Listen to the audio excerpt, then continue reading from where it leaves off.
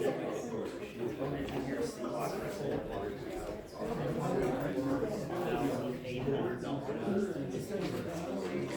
3 years, yeah.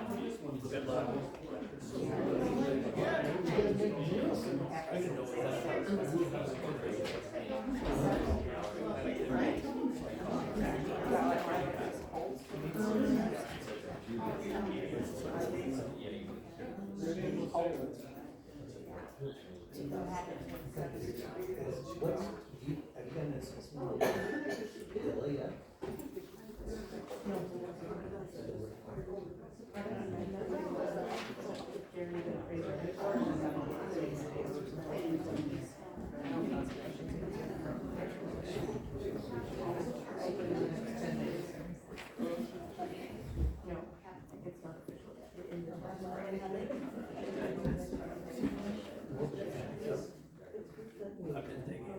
As I say, it's on the verge. He said they were supposed to finalize with all that this last Friday. Right.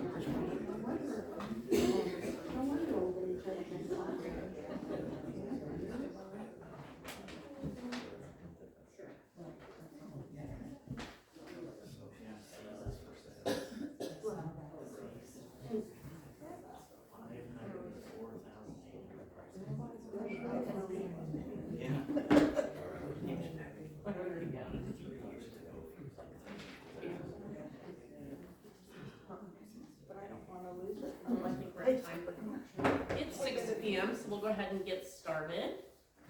Start with a call to order, please. Roll call. From? Yes. Edmund? Yep. Grant? Yes. Dean? Here. Gaston? Here.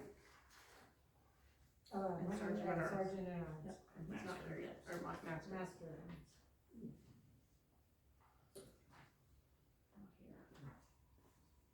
Okay, we'll go ahead and observe a moment of silence with me, please.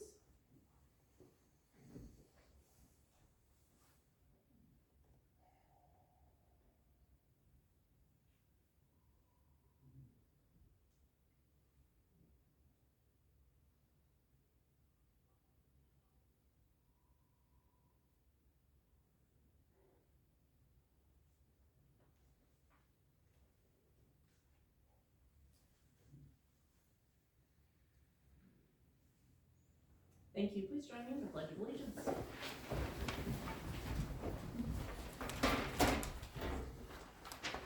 I pledge allegiance to the flag of the United States of America and to the republic for which it stands, one nation, under God, indivisible, with liberty and justice for all.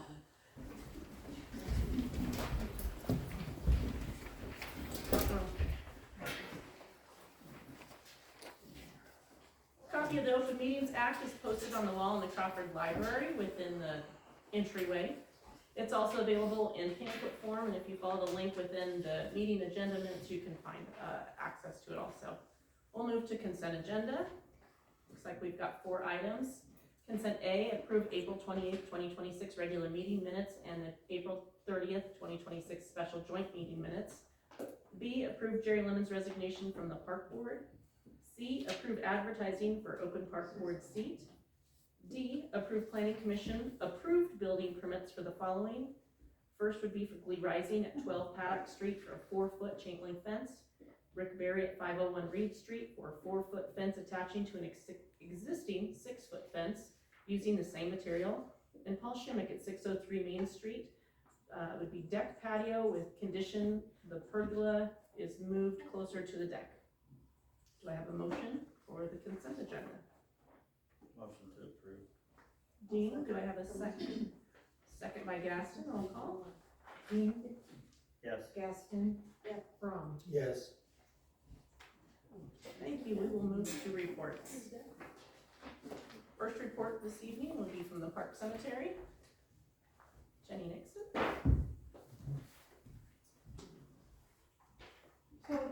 saddened to have to approve Jerry Lemon's resignation. We appreciate everybody who has served so well, and he certainly has, and I get that he's got other obligations, and I'm so excited that he does have those obligations with the Legion, and that he's carrying out that very well. We will be looking for more volunteers, so please share the news that we have 2 spaces open actually on the park board, so looking forward to that. The other thing that we approved was the signage by the White River Trail, and they are on the agenda, so you should have had all of the stuff in your packet to see. The other thing that we really, really, really love is that Kevin, everywhere I go, they say, oh, Kevin does such a good job.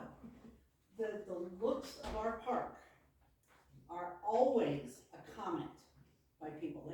Everybody who says, look what they're doing, look how good that looks. And he works very hard at picking up pieces that, maybe didn't look quite so good before, like that slope on that north side of the entrance to the park. So Kevin's put some time in there, and he's thought about it, and he added some water and some seed, and it's looking really good. So he and his employee are working very hard, and so I appreciate that people are noticing, and I always like to pass that along to him. So that's what I've got. You have questions? Very good. Thank you. Thank you, Jen. Sorry, that's the latest one that was in the top. All right, report from library, please. Everybody. Alright, so April was another wonderful month for the library. We had 516 visits and patronages.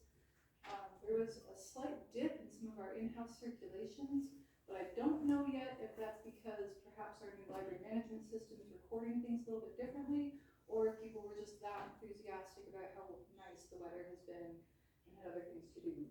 So I'll give it a couple extra months of doing the science before I make a determination on that. But otherwise, some upcoming events that we have, our next one is going to be movie night on Tuesday, May 19th at 5 p.m. in the fire hall. We're going to be showing the 2025 Super Mario Brothers movie. There was a second one that just came out. That one's not available on DVD yet, so we're putting on at least the first one so people can get caught up. But that should be a great film on a wonderful sound system and gorgeous digital projectors. We're very grateful to the fire hall for hosting us there. Let's see, the Crochet and Knitting Club will meet again on the Friday, May 22nd. It's been such a fun group. There's so many children there that are coming to learn, and they're excited about the projects they're sharing. But it's a very low stakes club. If you've got an existing project and you're looking for dedicated time and a fun environment to work on it, it's a great place to bring in. So elsewhere, the library will be closed for Memorial Day, and our next history talks, which those are always a very popular series of events, but this year it's looking a little different. We put it off until later into late spring because it's kind of outdoor oriented, but it's about Crawford architecture, especially about architecture found in the business district of Crawford. So it'll be something of a walking tour, and we're working on securing the tour train from the fort so that people can hopefully scoot around with us as we're doing that. So we're very excited about that, but that'll be Sunday, May 31st at 2 p.m. We'll be meeting outside of the museum. Reading group kicks off on June 5th again.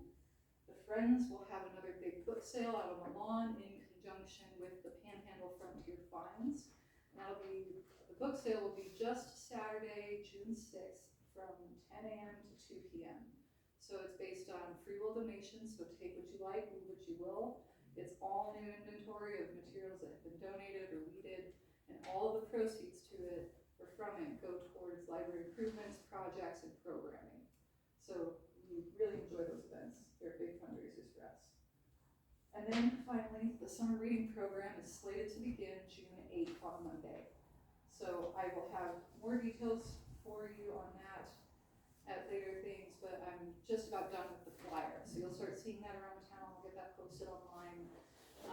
And the theme this year is Unearth a Story, which is really exciting for our area considering how geologically rich we are.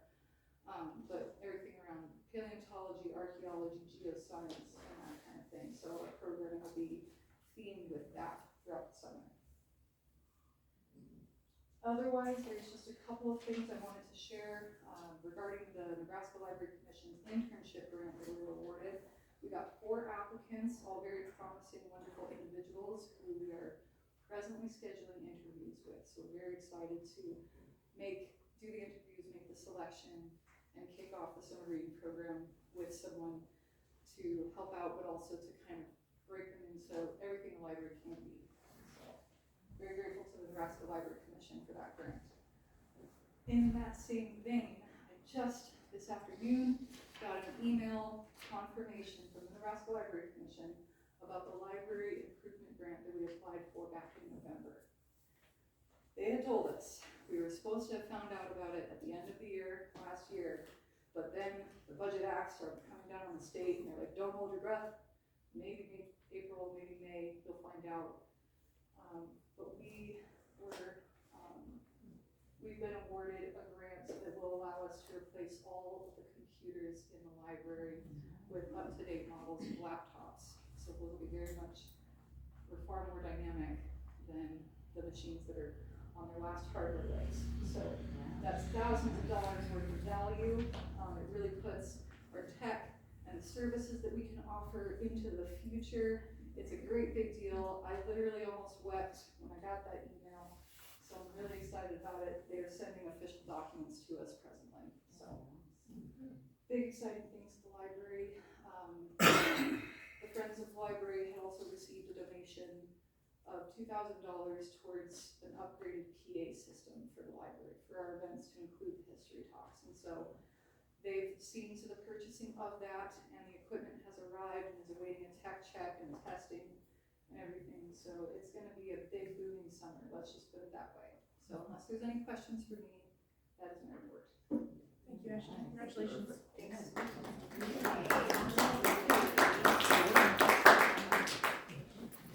Wonderful. Charlotte, Ponderosa-Billin?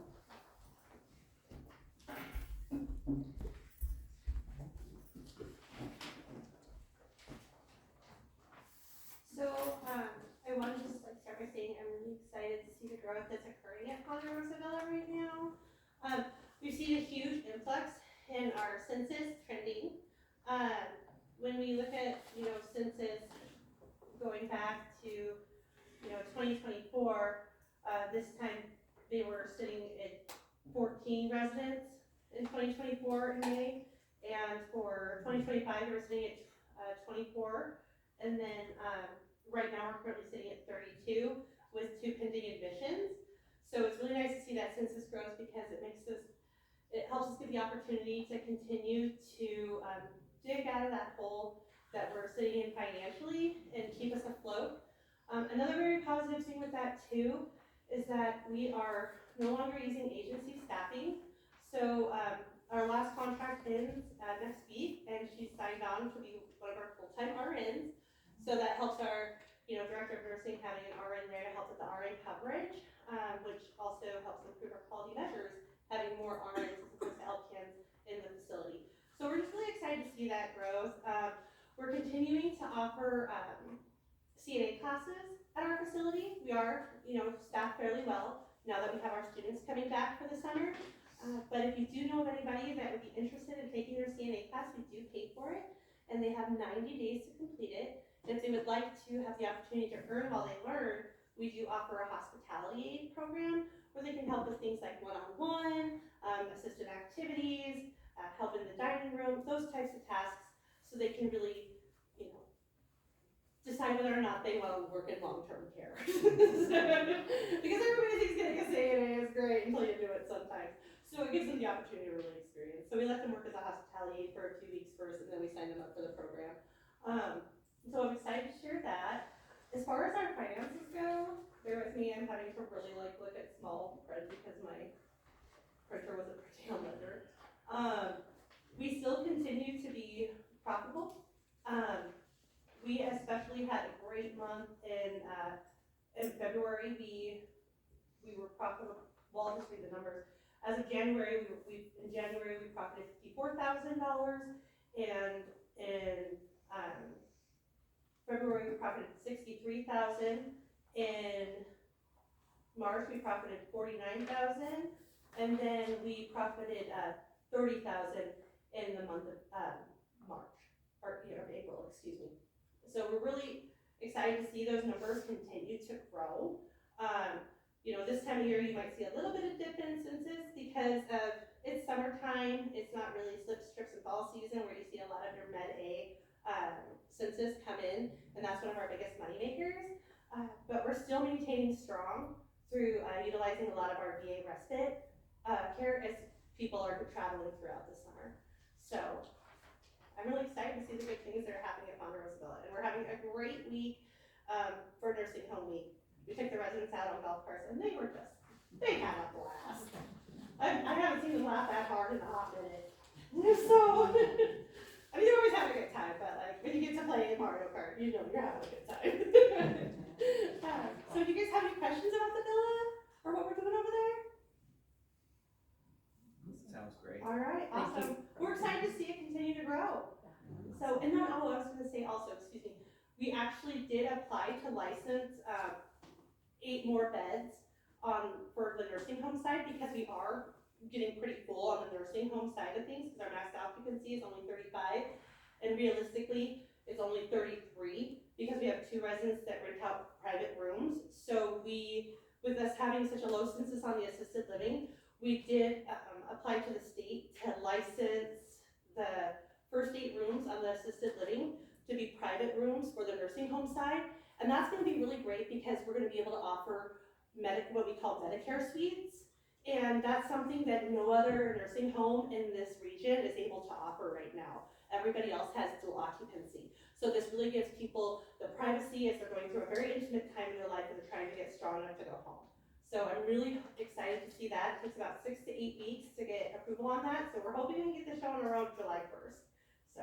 Oh, what a great idea, thank you. Absolutely. Can you tell us what Medicare suites are?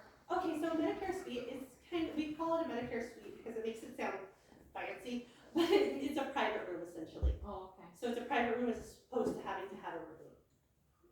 So it makes it really nice for people because then it gives them more autonomy as families coming in and out to visit more, because you'll see the people who are Med A residents tend to have more frequent visitors because, they're luckily at the hospital, they have people coming in, and it just gives them more space in there to sit and visit.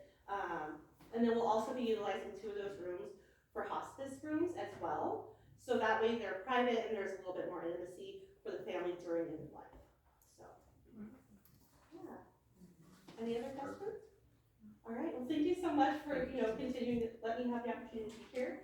Nearly a year, and it's been great. Thank you. Sure. Do you mind if I exit? Okay, Awesome. Well, thank you so much, guys. travel safe. Thank you. Next we have golf. Okay.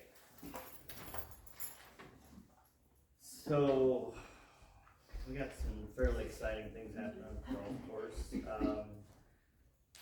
We got, the new crossing going from the baseball field over to the golf course is in.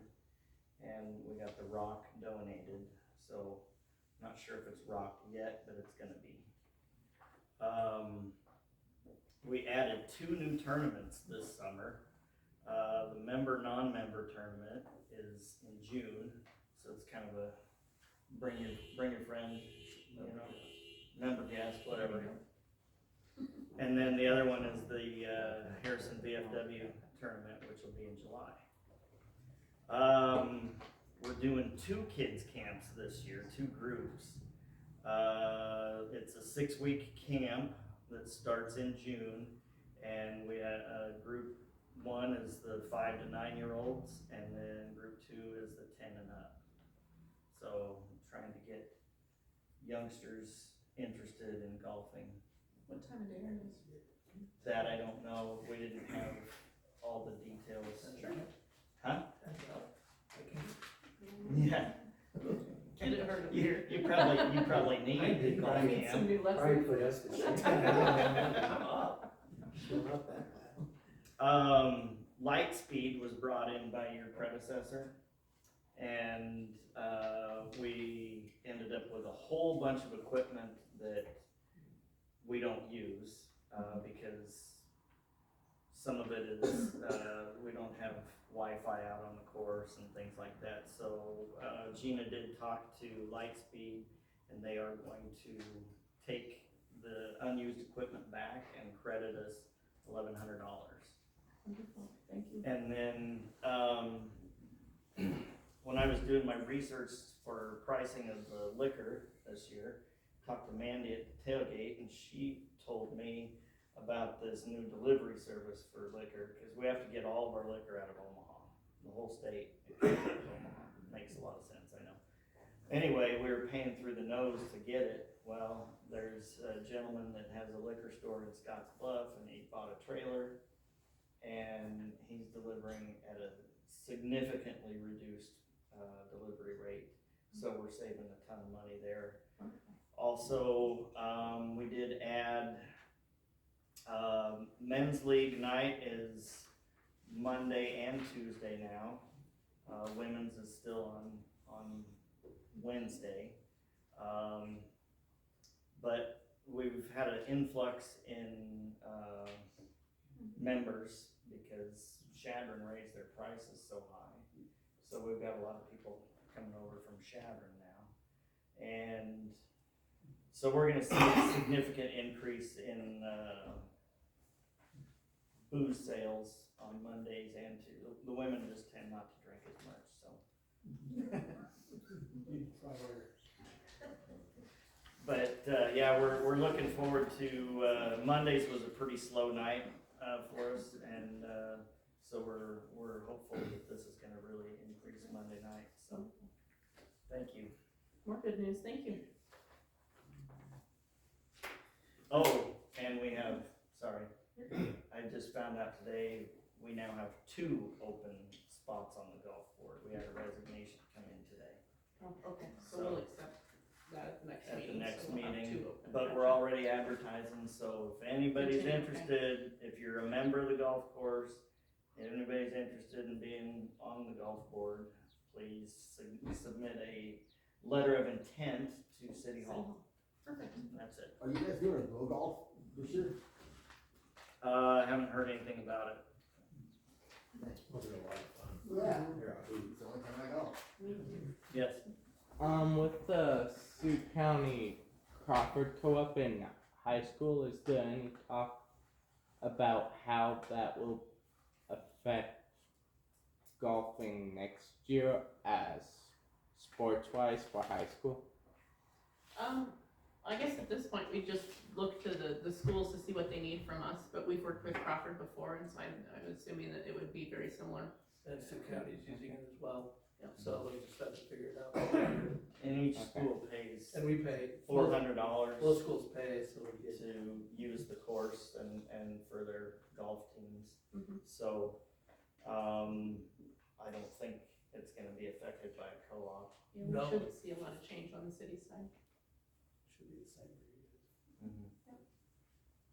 In fact, I'm not sure that that's one of them that we're co-opting, not co-opting. Everything. Everything. Except for Okay. Any other questions? Okay, that will move on from reports, so we'll move to new business. Number 6, discuss, approve, disapprove Cindy Drinkwalter's retirement effective May 22nd, 2026. Do I have a motion? Do we have to? I know. How long has Cindy been with us? Huh? I'm not exactly sure. Yeah. Looking at her years. I asked her the other day, she said approximately 20 years, cause I think that's Close close to to it. it, yeah, it's been a while, she's Yeah. done really well. Yeah, This will be a hard one to accept by far, yes. absolutely. Yes. Else to do. Right. With regrets, I will make that motion that we accept the resignation. Thank you, From, and do I have a second from Dean? Roll call. From Yes. Jean Yes. Gaston. At that, we'll go ahead and approve Cindy's retirement. I want to also take the opportunity to formally thank Cindy on behalf of the city for all of her time invested in her effort. She has grown our transportation department substantially, especially in the last 5 years. We're tripping over all the progress that she's made, and it's certainly hasn't gone unnoticed, so we want to thank her for that. Okay, we'll go ahead and move to number 7, discuss, approve, disapprove, appointing Tanita Groskop as our interim transportation supervisor. This would start at effective May 22nd, the day that So what's, Cindy's last day is. the The requirement why this comes up is everything would remain exactly the same for the time being, because we will post, advertising and hiring that position, and that's when we'll determine the pay. But she'll remain the same, just temporarily. We same have to wage. have that interim coverage for a state requirement, so. Do we have to advertise to fill that spot? Yes. She's already has, yes. Well, yeah, because it would be it's a different position for her. She's not the supervisor, so it'd be a different position for her. So and then too, anytime the city has an open position, we need to advertise So it. we're gonna need to find somebody to fill her spot? If she ends up being awarded that, if she applies for it and is awarded that spot, then yes, we would look to fill her spot in the long run. if she's awarded that, then we're gonna have to find someone else to. Probably to do the cleaning, clean also. Because she'll be, If she's done that. Right. Yep. So, Correct. okay, well, that being said, I make that motion that we put her in as an interim. From, do I have a second? I'll second it. Gaston, roll call. From, Yes. Gaston, yes, Dean. yes, Okay, discuss, approve, disapprove advertising for a transportation supervisor, and this would just, we can discuss too what you wanna advertise that at what rate. That's something that I know we've changed in the last couple of years because of all the other changes we've had at entry-level positions changing because of the new Nebraska state law with minimum wage going up, so we did move the wage of the transportation supervisor for that reason. alright, you know where she's at right now. Not off the top of my head. Not off the top of my head, Maybe 18, I think. Yeah, I think it was 17.5 or 18. Depending on experience. Sure. Do you wanna start at 17 and then for experience, anything over that? You want a minimum? I don't know, we said a minimum, I think just advertise depending on experience. Just- Depending on Just open, experience. okay. If you make the higher pool, you can separate that. Okay, so we will advertise just depending on experience. Do I have a motion for that? Motion, Dean, do I have a second? Second. From, roll call. Dean, yes, from, Yes. Gaston. Yes. Thank you. Number 9, discuss, approve, disapprove weed spraying bids. We did receive one on May 8th. from Let's see what it says on the inside. Tom's here. Right. Would be the West Nebraska Weed Service, Comrade. This is a bid proposal for the City of Crawford Weed Spraying Project. West Nebraska Weed Service is an experienced, licensed, and insured local custom application service. I'm proposing a bid with a minimum of $1,000, not to exceed $2,500 for the summer of 2026. This is a broad range, but it is dependent on type and amount of chemical used. I'm willing to discount our hourly labor rate by 30% to $60 per hour per man and machine. This discounted rate is being used as a good faith local citizen in order to help the community. Should we be awarded the project, our intention is to have work completed prior to the July 4th holiday. There is of course a possibility of problem weeds to show up later in the year, and we are willing to address those concerns as needed. That was the only bid we received, correct? Correct. Are they closed now? We can't receive any more bids? Correct. Okay. Yeah, we'll do them all at once. Since Tom's here, is it proper to ask him a couple questions? I'm willing to answer any questions you have. Yeah, let's, So, do we have a perimeter around there, kind of what you're thinking? Are you just thinking the grounds right there below? That- Are you addressing up in Wachita What- grounds? from what I saw from the ad, that is why, that is one of my questions for you folks that want this done, where exactly you want, What area? where exactly you want us working? What exactly you want done, so, So it was the, and he came in, we tried to look at, get an idea of what the land looked like, but it was for the balloon building, the old golf course, and rodeo. but it was never, so we kind of were, Right. It's a very broad Right, and It's that's a a very large broad, interpretation of Yeah. what. interpretation was of what intended, exactly your goal is. So our hayfield, I'm sorry, Brian. Go ahead, I'm sorry. Our hayfield that's straight south of the, American Legion building. Mm-hmm. I know that is pretty much all sandburst now. Okay. So that's one thing that we're looking, to be able to salvage that hay eventually, Right, and even the though we balloon, don't have any bids for well, hay. we put out a bid for the hay, right, we're that gonna wasn't part like, of this one. correct, and the independent, and then the balloon building section would just be that entire triangle section up to the path, to the highway, bordering the baseball fields in the back, down over by the. And exactly what you're wanting taken care of out of there. That's probably just more spot spraying. There's mullein and thistle that grow up in there. So that whole area is pretty self-explanatory. When you get to the rodeo grounds though, I mean, that's a broad area. Are we going up, are you figuring up on top, Tom? I don't know if there's Canadian thistle up on top or not. You're talking behind the rodeo building, behind the Yes. trees, I mean, where are you really not looking much, at? there's really not much of anything up there. You That's don't of have any to worry concern. about- So you're working from the rodeo building east and into the. That's also my question as to, Right. What and is working that? with you guys and figuring out Track what exactly you want That done. does not include the track. does not include the track, so You it goes know. up to that, I mean, well, there's a fence. we go down there and look, I can tell you got problems here, there, and everywhere Right, else. that fenced in area where But- they keep I just wanna stock know is which, miserable, yeah, so we terrible. don't get you, we need to have this spec'd out so we don't get you in a spot either. Well, like I said, we're gonna see problems that you probably not seeing, and you're seeing problems that we're probably not worrying about. That's, Sure. that's where we're at. We're on probably two different levels on this. So that bullpen that he's talking about, Mm-hmm, that's where they turn the bulls in, and it's just full of thistle. mm-hmm. Well, even like underneath the crow's nest and in the pens, the goat heads are terrible in there. Mm-hmm.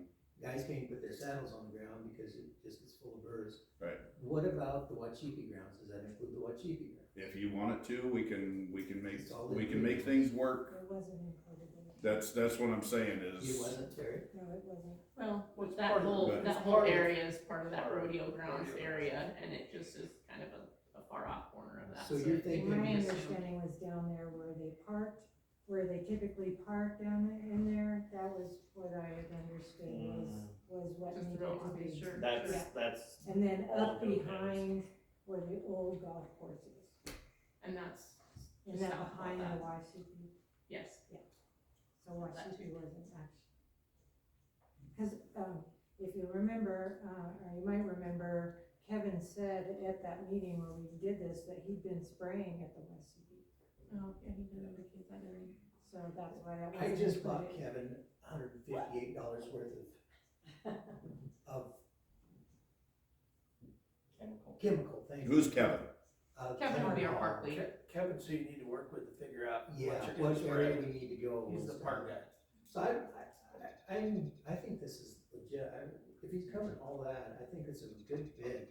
And we know it's gonna get done, and we know it's gonna get addressed. Well, and like I said, here's the thing. Here's the thing, and this is just from experience, is like I said, we're gonna be on one level as to what we're gonna look for, work towards.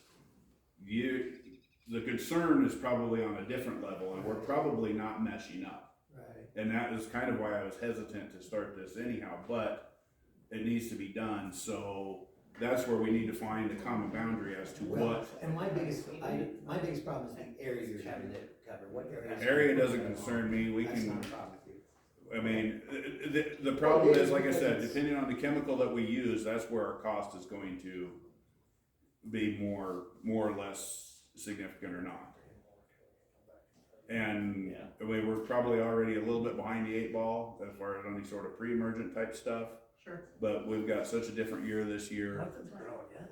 that it's, so. I'd feel comfortable, Tom, if we accept your bid tonight, but I will state that, if you go out there and you look at the big problem areas, if it's gonna cost more, then come back to us. Well, and that's just it. Like I said, I need to know who I'm working with, who on your Kevin would be. and the city is who to talk to and work with them. You'll work with Kevin, and then if you need anything additional, And he'll indicate to City Like I Hall said, that we that's can. why I left it as Add a broader range. We can work with it, we can adjust. Make a motion up with this information that we accept the bid as written. Also, just before, I mean, this is obviously not gonna be a one-time, one bullet, one shot, one kill type deal. This is, I mean, Several applications. it's gonna be an ongoing thing. It's not a 1 year deal. I'm like, oh, we fixed it. 100%. You That's know, good to hear. but I do wanna help you guys and work within your budget. But next year we'll have a better idea what to bid. Sure. Well, and like I said, if we square it down as to what, this is what our concern is, as opposed, you know, and next year if we do something, we can maybe get Thank ahead you, of Tom, it for earlier. doing Thank this. you. Thank you. Okay, I have a motion, second by Dean, roll call. Ron, Yes. Jean, Yes. Gaston. Thank you, Tom. We'll move on to item number 10, discuss, approve, disapprove the signage on the White River Trail, and then it's gonna be presented by Jenny Nixon.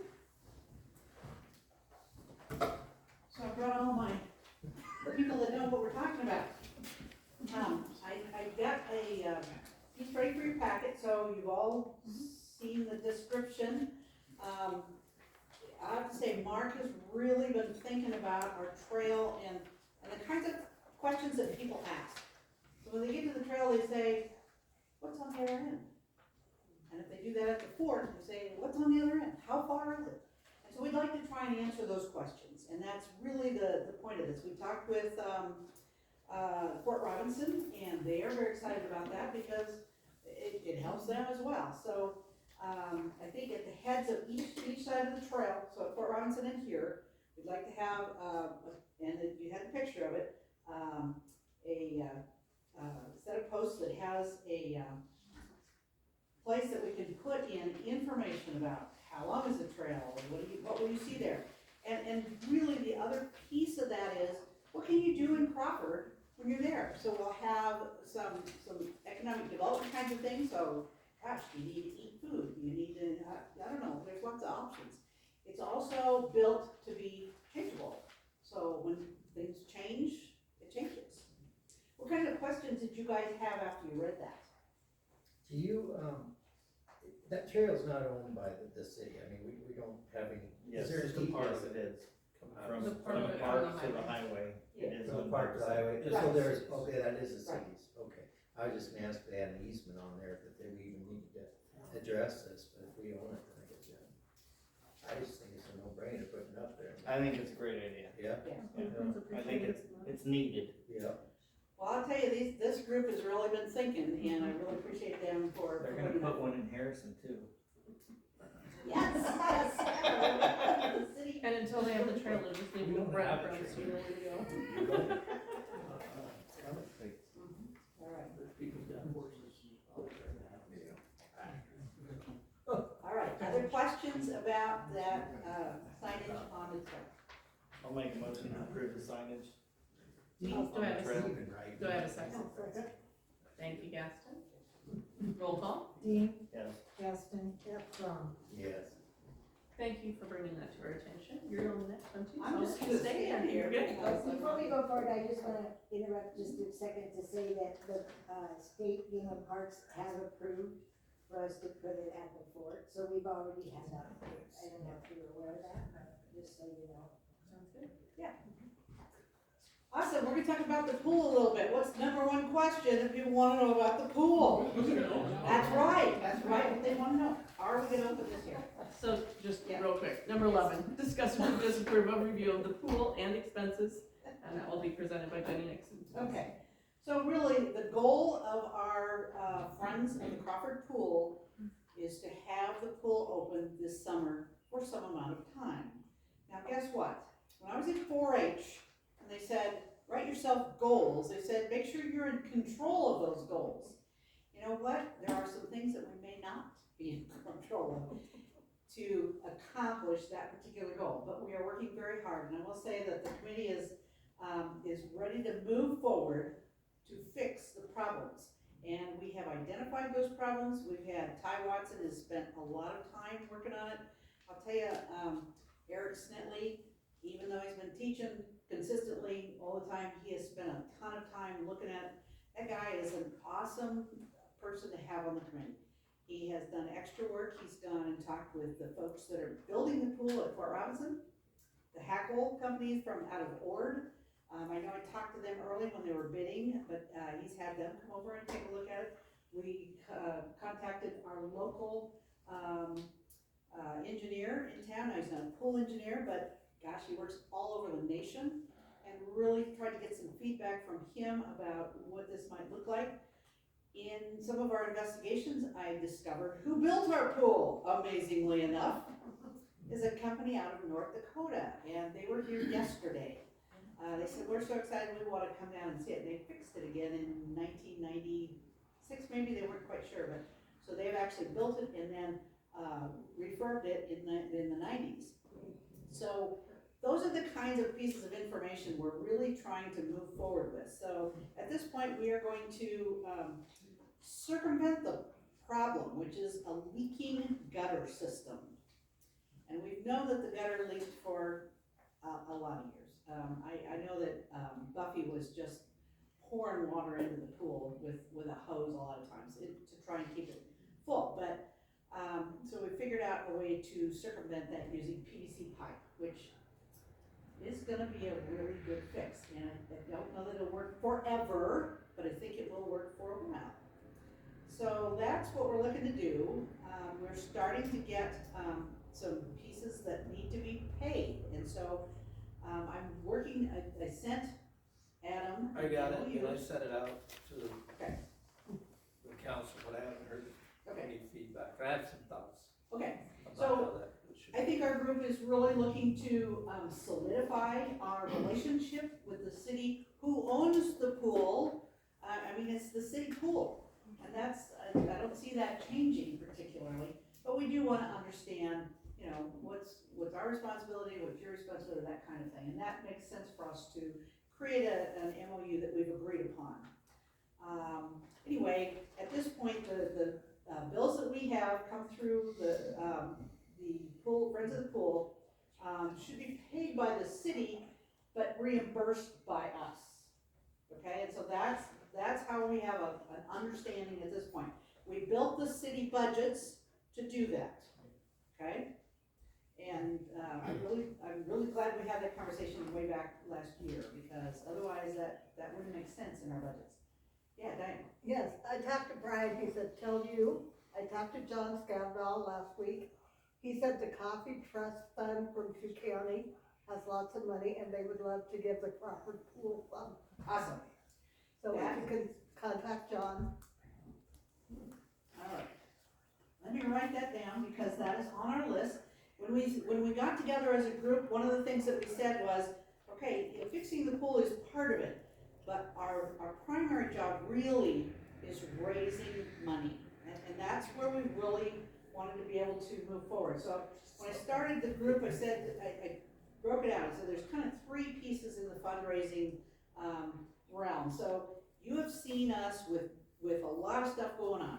Events that people have the little buckets out, you know, almost every event. We've had somebody there for the pool. Those local event kinds of things have yielded about $20,000 in a year. That's kind of amazing.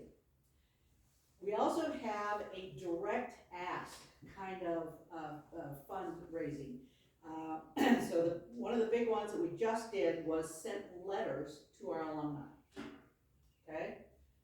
About $12,000 in just about a month came in from a direct ask. That's amazing. So the third part of that is grants. And so Coffee Grant is on our list. We have one grant in right now. We're waiting to hear somewhere around the 1st of June to hear on that. We love that and coffee is really big on structures, you know, and having a real thing. You're not into planning grants so much as having a real thing. So awesome. I will note that one down. Anyway, I'm really pleased at that. The other direct ask fundraising that we have, I just wanna make this, plain to you guys, is we have a $500 challenge. The first meeting we had, one of our pool board members came in and said, I challenge you, put your $500 down on the table. And this person has, it just sparked me, and he said, I thought, this is a little hard to get in a rural town, somebody that's not afraid to ask for funds. I know that $500 may not be the right number for everybody. Could be less, it could be more. So I'm challenging you to our $500 challenge and letting you know, and the last time I announced this, I had a little message on Facebook that said, I'd like to know more about that. So it's really great that we let people know that. At this point, you're probably gonna see Ty out here in the next week or so. I asked our water guys and Kevin to work on getting the water turned on, because we're gonna use a concrete saw, and to drain out the bottom end of the deep end, it was not completely drained, because you don't wanna freeze things, so we're getting that drained out, so we can work in the deep end. So you will see some activity going on here pretty quick. Do you have any questions that you wanna ask about the pool? Jenny? Yes. I've got something for you to maybe talk about with your board, as far as the MOU as it's presented. Okay. Since it's presented in such a way that the city's basically doing all operations, Mm-hmm. and you are fundraising for projects, would we be better served just doing MOUs for each project? The question is then, does that affect your grant process? Because I don't see it as super necessary right now, since the city is out. You know, when we first started talking, there was gonna be some operation funds, Yes. and I thought the MOU was absolutely necessary. But right now, we could create an agreement for the construction phase of this, which is where we're at right now. Right. Which would be, we could do an MOU, and here's who's doing what for this phase. Mhm. The understanding's still gonna be that the city's, all the other things, the city knows if we're gonna open, we have to do. Right. So, I'm just, something to talk about with your board. Okay. And I haven't talked about, they haven't let me know I hadn't heard that. their thoughts. They've seen your agreement. I haven't heard feedback. We'll have some feedback before the next meeting, because we need to keep moving on this. Right. But that's just something that came into my mind. There might be a time when your group has enough money to be involved in operations, employment, all those things. Mhm. But we're not there yet, and I think that would be the MOU we're talking about that you've proposed. Right now, we might just be at an MOU point where we've got a project to get it open. Let's squeeze it down and just deal with this project, and then go from that. Okay. I don't know, just something for you to. So in case, just on your point there, instead of doing it per project, can we just do it on a yearly basis as an MOU, and that give them control to address construction? They're not paying taxes, they're not paying individuals, they're not paying anything else, they're not doing the operating. But it's not a per project, as in, like, we're working on shower stalls this week and it needs to be independent. If the project is to get the pool up and running, so it's maybe not too specific, And but it would it's, be general, yeah, you could make it an annual, and this needs to be, I think we still need a time frame on it. this needs to be, to discuss a little further, I get that, maybe it's an annual improvement agreement. Mhm. And basically then you're gonna deal with what you're, I believe you probably are gonna need this agreement or some form of an agreement to get grants. I absolutely think, Yes, a commitment from the city. At the same time, I think that there's an element of this that probably doesn't need to be in there, because you're not at the point where you're dealing with the operations of the pool. It's just the construction improvement of the pool to get it operational, so the city can run it. Okay. And so maybe we're squeezing it down, again, just something in my brain, it's not always, you know, it is what it is. So instead of just specifying each. Well, you can just make an annual memorandum, and I'm thinking out loud here, with an annual, the 2026 MOU, construction or improvement agreement. Yeah. And we could do that, and then it just squeezes it down to more specifics as to the improvement project.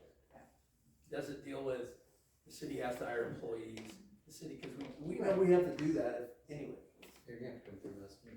Yes, So, yeah, I mean, absolutely. So that part is It probably. certainly would be clearer to granting agencies were that the case. Yeah, That's sure. for sure. We're putting stuff in at this point, which I'm hopeful, the city's always hopeful that at some point you have enough money to run it, take care of it, yeah, go. Sure.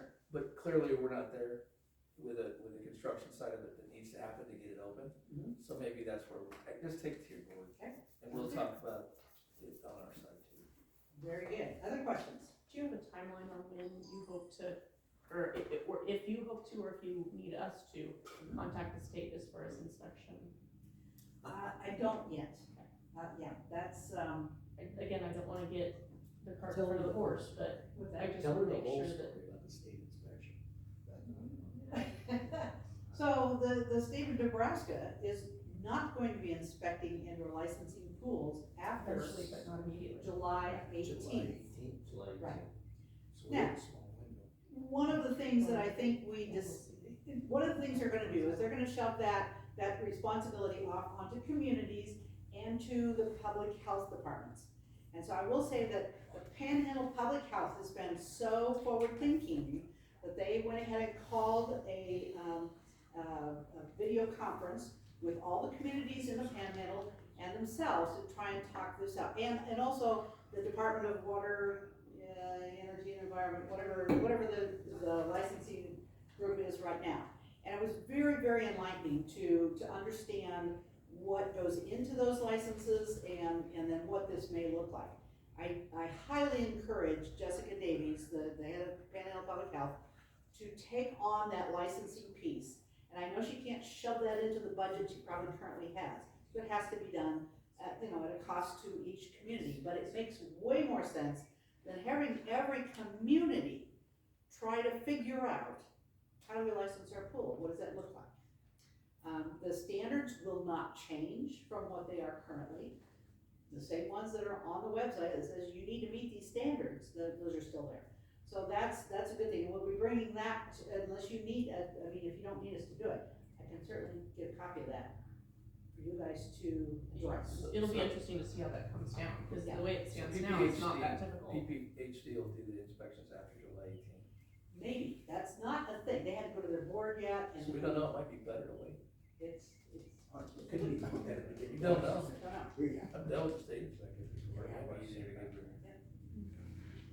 Oh, So I actually attended that webinar. I have a copy of it in my work email of the transcript and the video. If anyone wants that information, I am more than happy to email that out to anyone to see what they talked about and how they broached it. Yeah. For us as we move forward. It was about an hour, maybe 45 minutes, so it's not a terribly long watch. The information is very clear and very to the point. And I will tell you that change at the state level is not just for swimming pools. They're also making changes for camps and trailer parks, I believe. Yes. So those we didn't talk about those quite so much because we had all the rules for the swimming pool, and I think that's because we're about ready to go to swimming season, everybody was really concerned about that. So, yeah, if Edward's got a copy of it, I'd be willing to talk to anybody, and then Jessica Davies at the Panhandle Public Health is right on top of it, so. Awesome conversation. What else do we need to ask? We look forward to moving forward. Thank you, guys.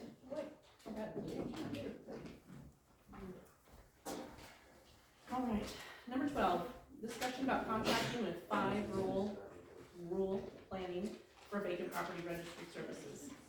This is one of the special sessions that we had. We had a presentation come through from 5 rural about a month ago, yeah. And we just needed to have more discussion about it.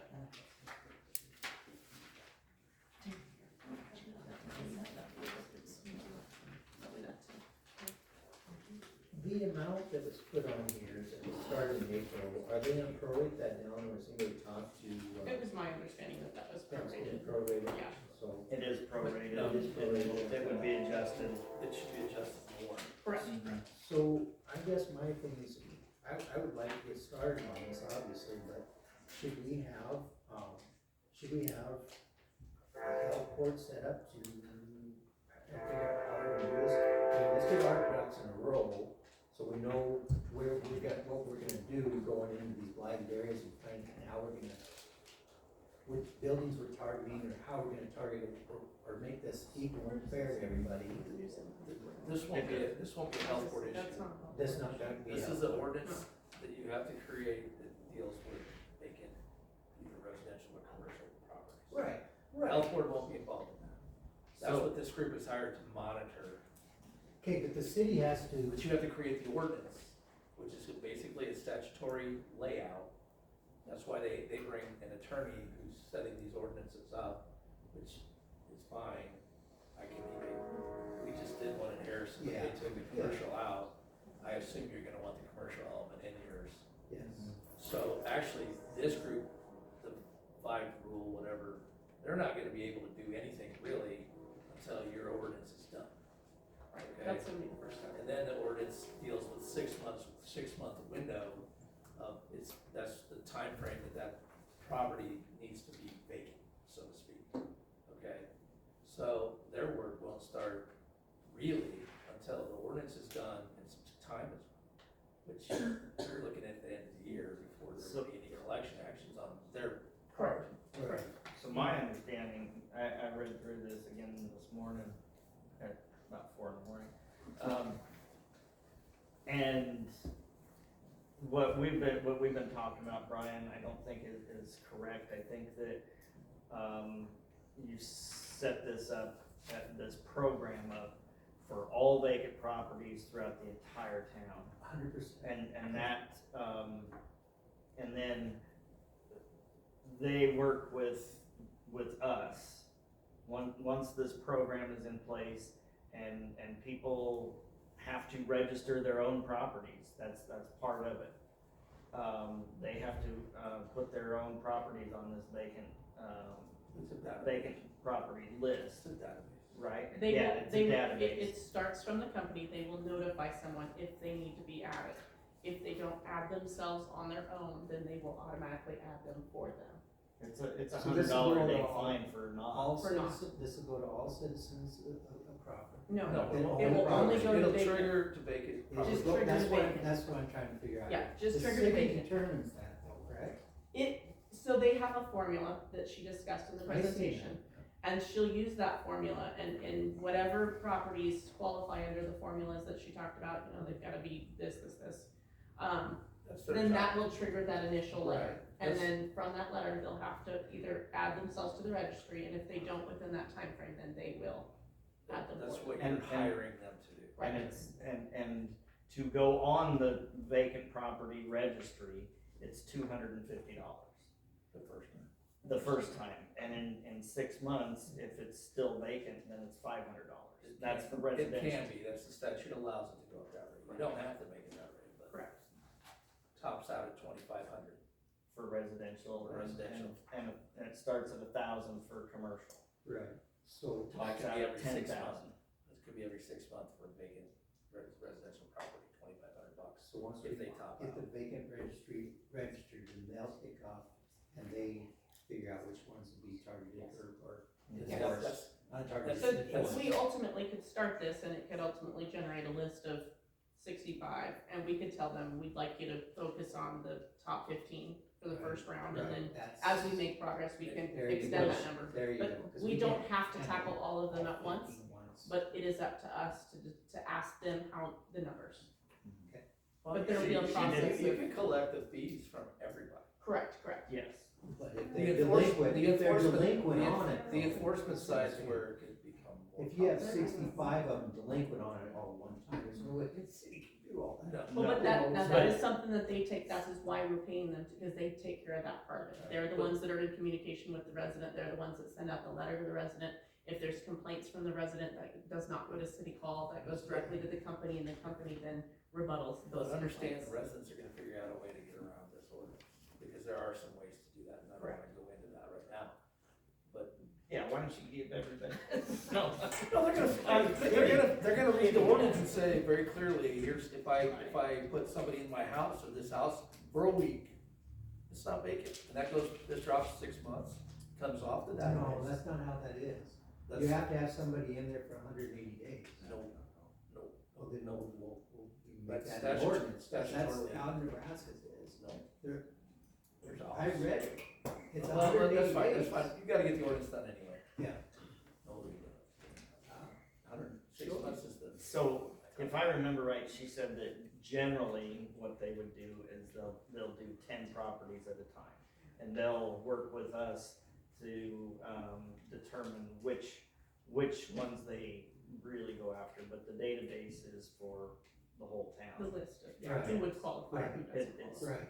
It's the ones that Database gets active and then dig in it's- their heels that, And there are Go items after. that can prevent somebody from being on the list, like if they have the property up for sale, it's vacant, but they've had it up for sale. As long as it's for sale within what is deemed reasonable, so if they're selling because they're actually trying to sell, they don't have it sold, listed as something that's 3 times the value and they'll never get it, but they just have it saying that it's sold, so that they don't have to participate in that, that they do have it written in this where it has to be a certain percentage within what assessed, or I forget how she had it, but it was within a certain amount of that value, so that it pertains to serious sellers and not just somebody trying to get off the list. and vacant home, or, vacation properties, would be exempt according to their, Right.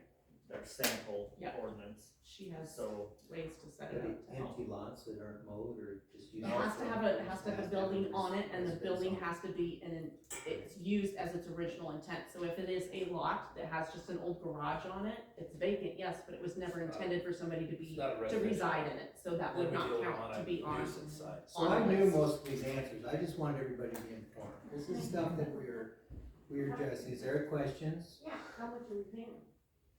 It would be, 48, 16, it's almost 7,000 a year.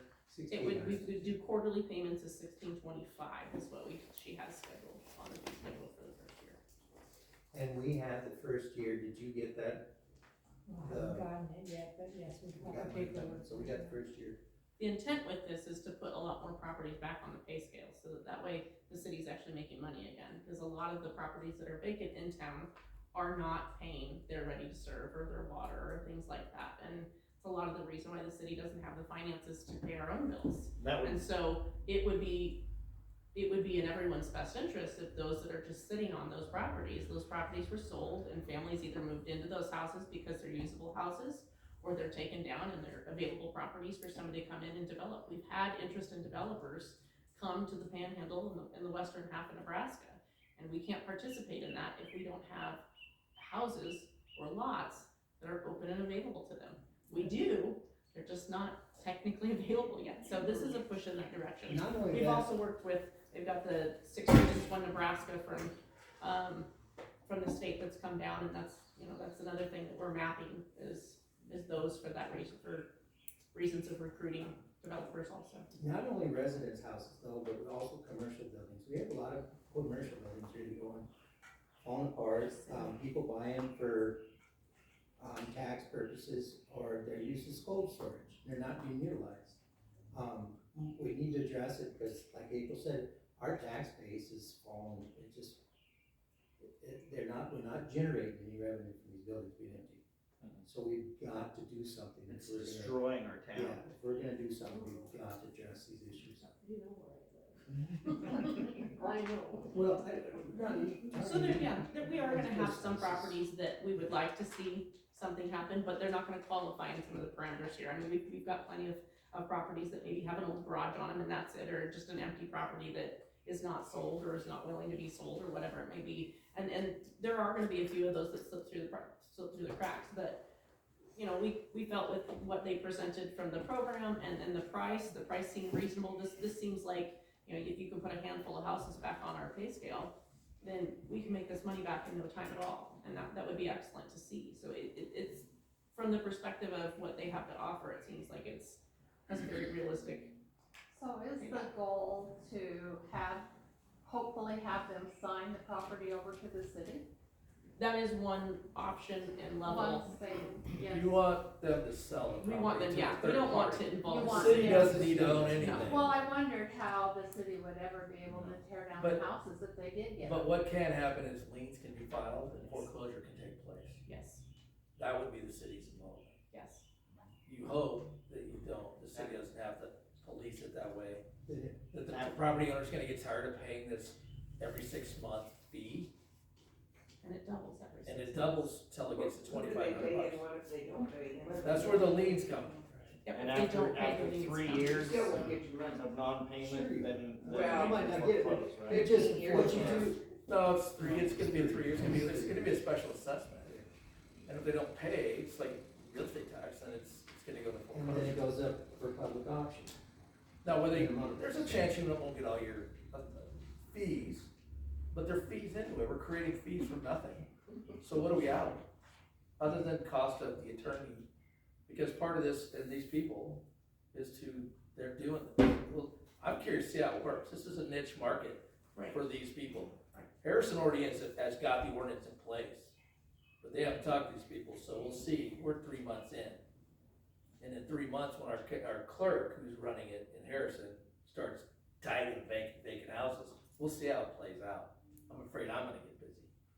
That is another appealing part of this package that Bobby's selling and what she does as a business is, this is not gonna be at the, direct impact and direct responsibility of our clerks. They are already working substantially harder than they need to, they're all working multiple jobs. They have more on their plate already, than what they can manage. And that's part of the reason why Crawford as a community sits as we do now, is because there hasn't been the manpower or maybe the availability to chase all these ordinances and pursue them and request that, residents keep that standard. This is something that this company will do on our behalf. So that value alone, where it's not directly impacting City Hall, holds great value to make progress. On the flip side, there's a 10-day out in this contract, it's a written notice, a 10-day termination notice. That's shortened. If we don't like it, we don't like what they're doing, we can get out. The only other comment I'd make for the council is, the legal side of this, we don't know what that's gonna cost. Before I jump into this, I would get something from that firm that works with these guys to get not to exceed kind of language, so you know what you're gonna pay him at is $300-400 an hour. So we can, and there's actually, we're not the first ones through this hoop either. There are multiple communities that have used them and used them with success that we can reach out to too, and they could probably give us a realistic comparison as what they experienced and what they felt total cost was and how many built, how many transactions built that cost and whatnot. Of course, ours are not gonna be directly the same by any means, but it can at least give us a good guesstimation or forecast. And there's some properties around where it's just a fallen down shack. So clean it up and the tax goes away. We're not taxing an empty lot. You take the building off, and it's not a vacant residential anymore, it's just a lot. And Then that's then they done. keep it and it's no fine at all. You have a question, Fred?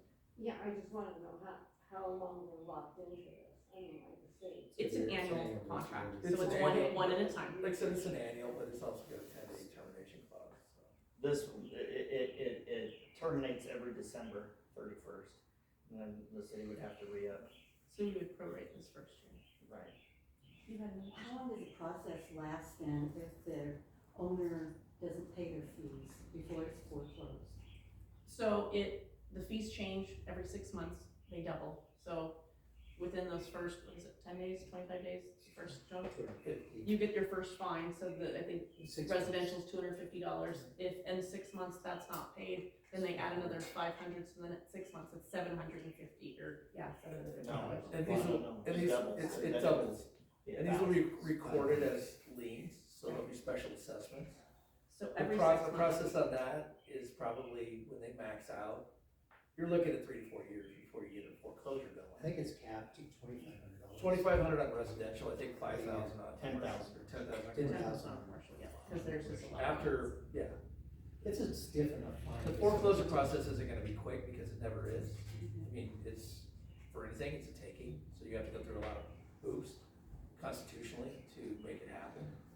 But, it's out there, I mean, it's a possibility. I could say from that, what part feels or sees, looks appealing from my perspective is that these fines seem to look heavy enough that I hope that we have quicker action on it, that we don't have so many that end up with that longevity to it where we have to worry about the problems that happen at the end. I'm hoping that this creates enough of a urgency within it that they feel the need to either put it up for sale and get a changeover of hands, or either take the building down or whatever, but that it creates that The sense of community- urgency where the that community fine is planning- heavy enough. The community planning element of this was to create a law that would allow or force people to sell property they're not doing anything with.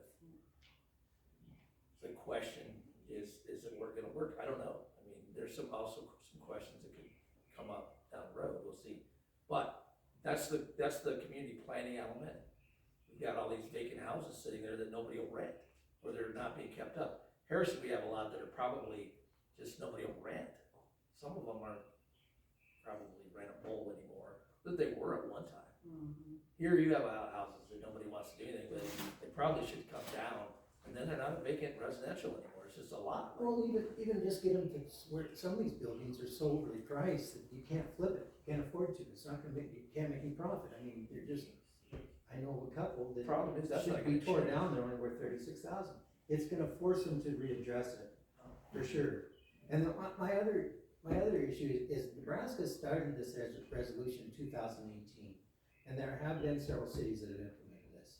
So it's not the cities doing this, it's the state of Nebraska's finally given us municipalities some teeth, because we can tell people who are blue in the face that, hey, you need to clean up your building or your premise, and everybody knows that there's several around, they just thumb their nose at you. So now we finally have I think the closest city of similar size that has it out here is Grant. Yes. I think, and they've had it They've for done several it. years. They've had great I suspect success. anybody that has any questions could call their clerk. I think they run it themselves. I don't think they use these people. Like you said, this is a niche market. This is kind of a new thing. The community of Mullen is doing something similar. I don't know if it's with the same company, but the community of Mullen, and because my aunt lives there, I go there a lot, and they have had huge improvement of getting rid of the quote-unquote charge. So, my sister-in-law is a part owner in an architectural firm in Lincoln, and she's dealt with this company quite a bit. And so I was kind of bending her ear, you know, is this something that we should look at? And she told me, she said, this Bobby is on top of her game. They offer other programs too. They do community planning, they do zoning stuff, it appears that they have a whole package of. They do, yeah, all kinds of stuff. She's really good at finding grants and helping cities get different grants. And so I guess I kind of look at this, and there's also a local resident that her mother is a mayor of one of these towns that's hired them, and they had great success in that little town. Can't remember the name of it, but Where is the company from? Nebraska, I want to say just outside of Kearney, but their address is in Kearney, Yeah, Nebraska. it's just Like a outside south of Kearney. central, yeah. so I kind of look at this as it's cheap enough that it's kind of a get to know you, but you know, I think we should, if all things go well, I think we should look at maybe hiring them to do other things for the city too, because it's something that they're good at, and we all have jobs and we don't have the time to do all this, you know, grant finding and all this stuff. So is that the point now that the ordinance needs to be set up? That's the next step. Well, that's why I put this on the agenda, because since we have the Zoom meeting, the council hasn't talked about it, right? We haven't had any discussion, and I wanted to know what everybody here thinks of it. I think it's a good idea. A part of their contract is they'll draft that ordinance for us. That'll be the first stage of that contract, and so they'll draft that for us and then help us cater that to our area and then help us implement it. And there will be 3 readings, and if history is any indication, there will be crowds. There can be some pushback for sure. There was pushback. What I like is that the people that, I hate to say they're going after, but they deal with the company, they do not deal with us, so they can't say, hey, Diane doesn't like me, she's going after my house.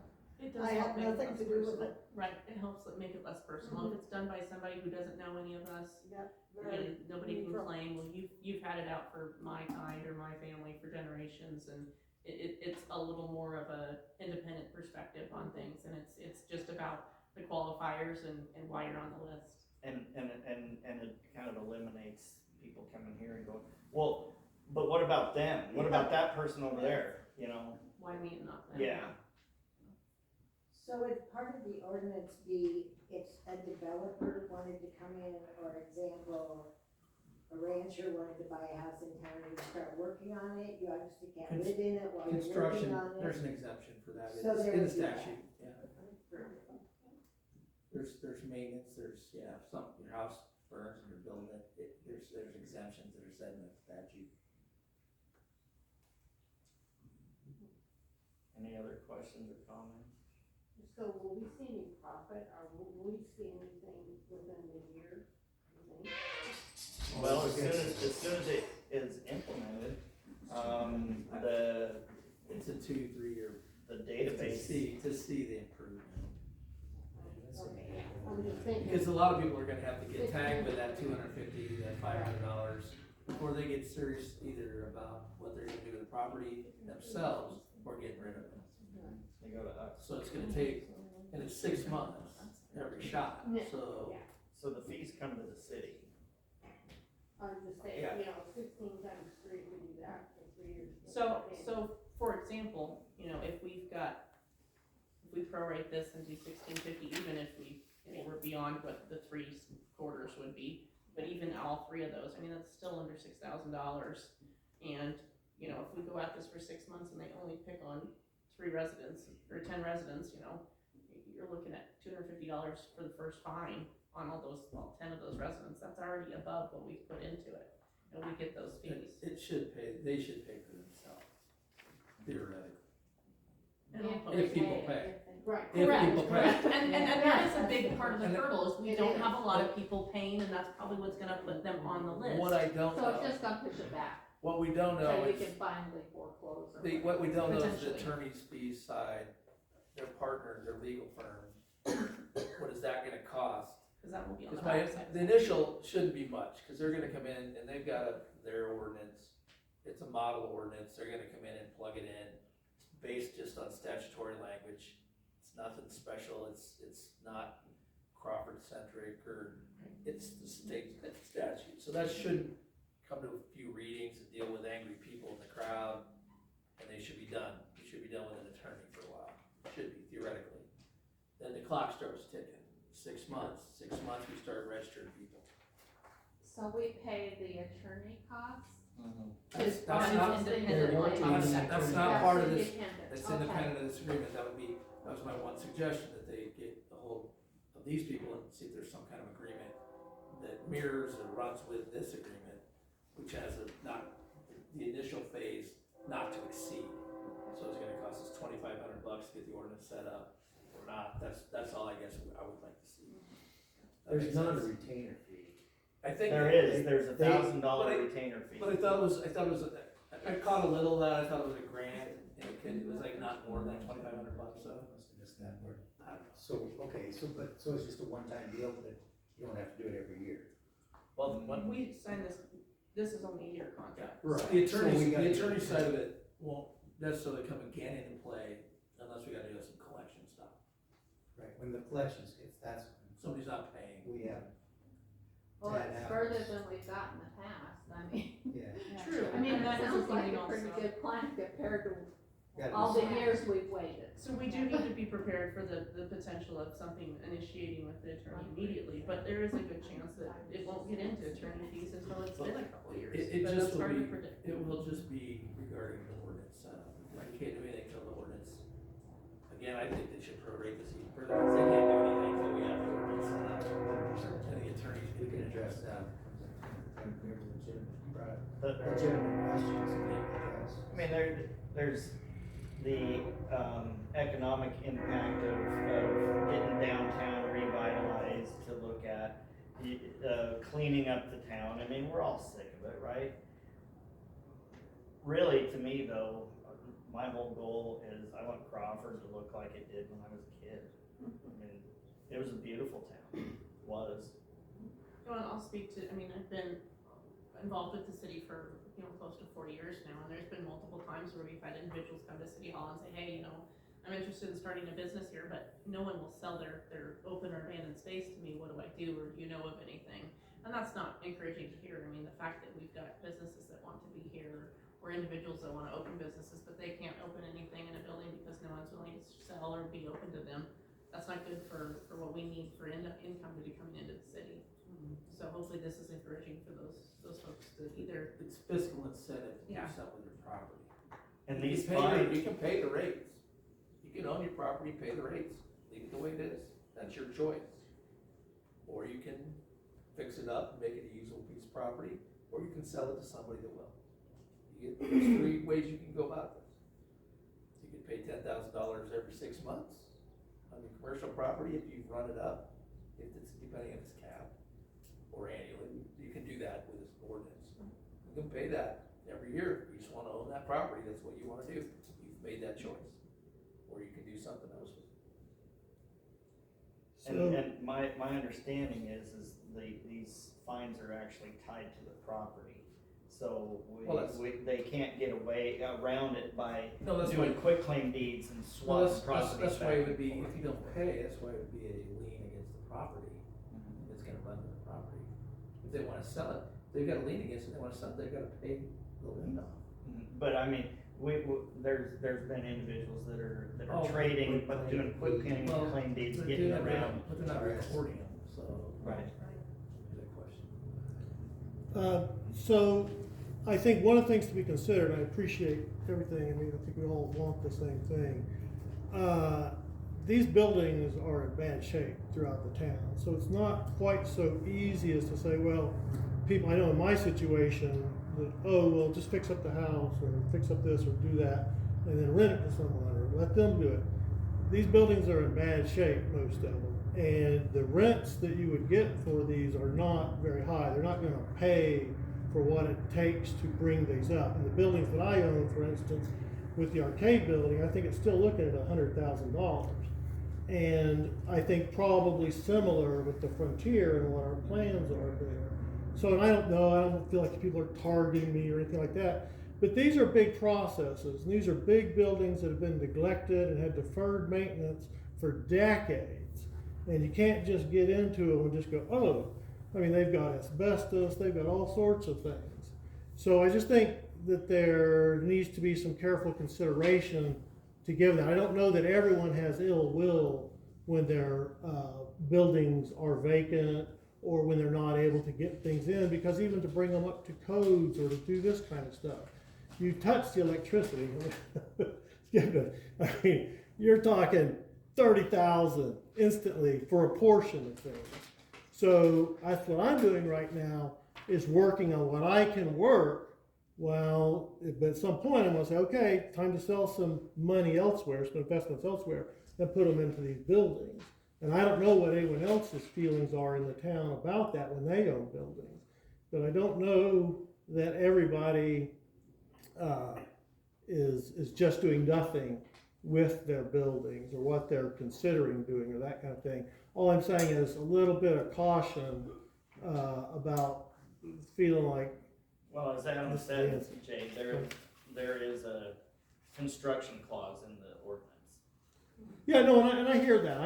I'm not against. I'm just saying, in general, I think that there were issues. My understanding of how Crawford evolved into this. Like I said, you as a kid remember it one way, and I hear people say that. Wow, 15 years ago, this is just a great town. So what happened in those 15 years? Well, I'm still trying to figure it out because we're not, we didn't live here. What happened in those 15 years to create this situation now? So I think maybe there's some underlying issues that also need to be improved or resolved. We're just saying, well, we'll just fine people when they're not doing something, and that's the great way. I'm not saying it won't work, it might work great, but I just think there may be more complicated issues here also that need to also be addressed, maybe parallel with this, that's all. Any other questions, comments? I know that I was wondering how that would affect that old hotel that's behind Main Street. I was just It wondering. would directly affect that, that would be Yes. on the list, yeah. Okay. In order to get out of that, we just need to take it down, and then it would be removed off the list. Okay, good. Any other questions? This is with Brian, you sent that link along, to our group, you know, about the people who do the, what was it? What I got from it was that they take properties primarily that might, be a problem, and then they work with them. I just don't remember the acronym that they had. But what I was thinking is, when you're talking about properties that might need to be taken down, like with the, we'll just call it what it is, the meth house, that particular group might be someone that we could work with in the town, because I don't know if those can be declared. Oh, the health board. Call the health board. This was a group that worked specifically with that, with state money, and they were, it was coming this week, wasn't it, or what we're supposed to be? You sent it to me just like a week ago. Did it? Oh, for, yeah, that was through, Brownfields. That's a whole different thing. Well, that's what I'm talking about. Brownfields, though, was contaminated properties. And I don't know how many contaminated properties are in town, but that might be a resource to I haven't bring. met him yet, so I don't know. Jay, And what that's different. We're than trying, what you're that's, referring yeah, to. it's a whole different thing. So we're trying to get, All right, we'll go ahead and move on to discuss, approve, disapprove the treasurer's report, please.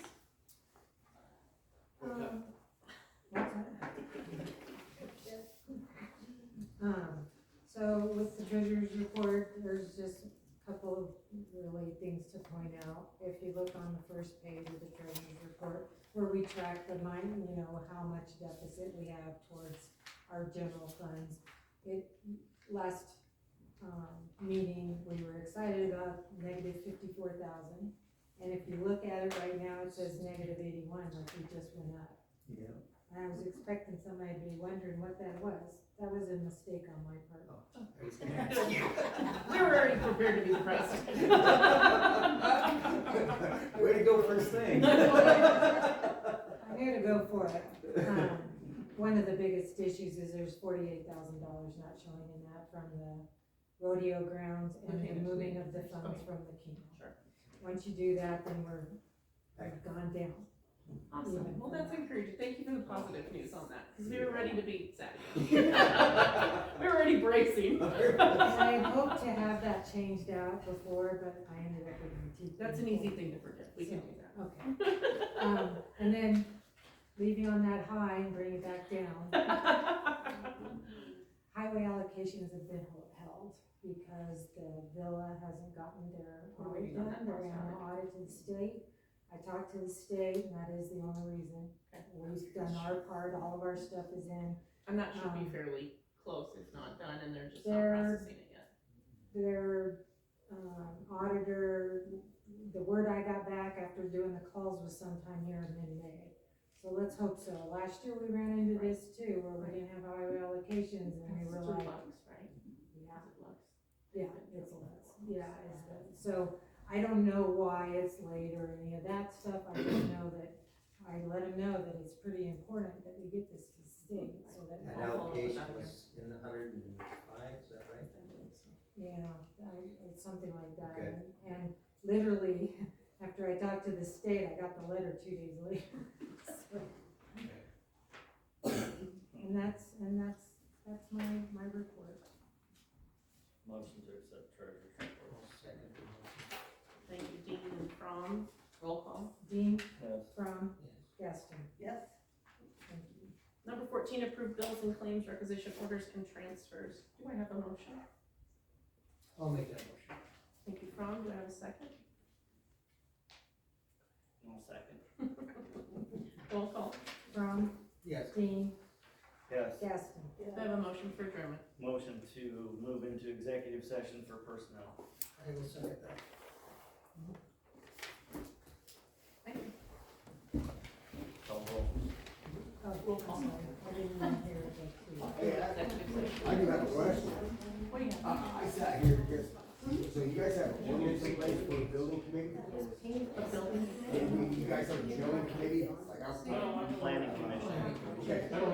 So, this commission that you guys have, there's other ways to do it where it doesn't waste everybody's time.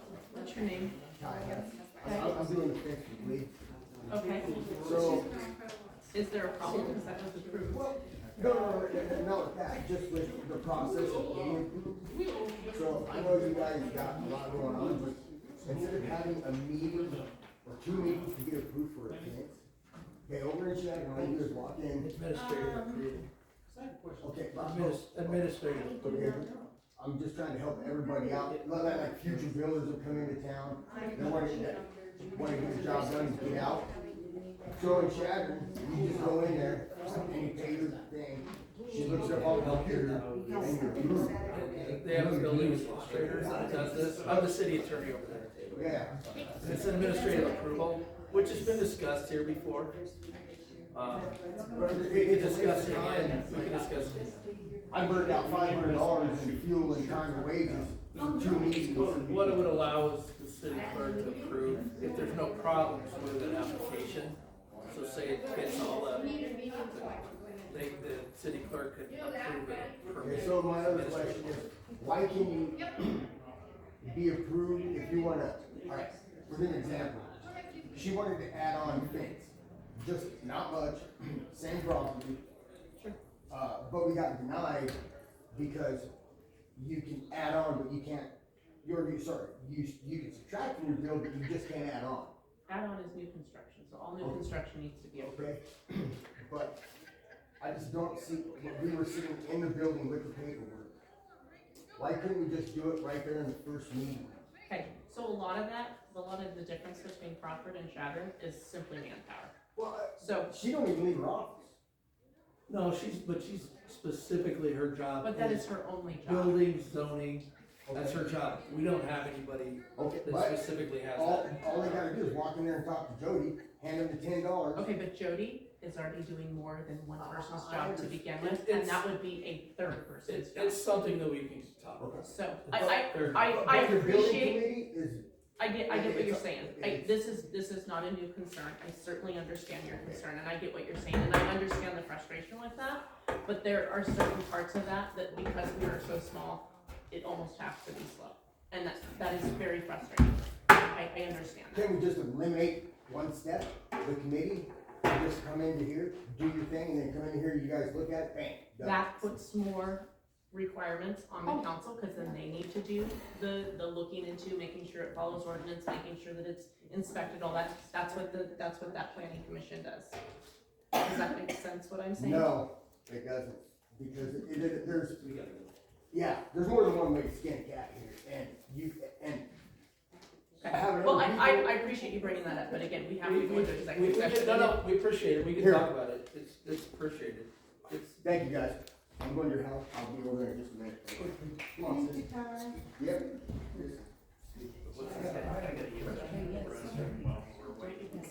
How come these cities don't fix the streets?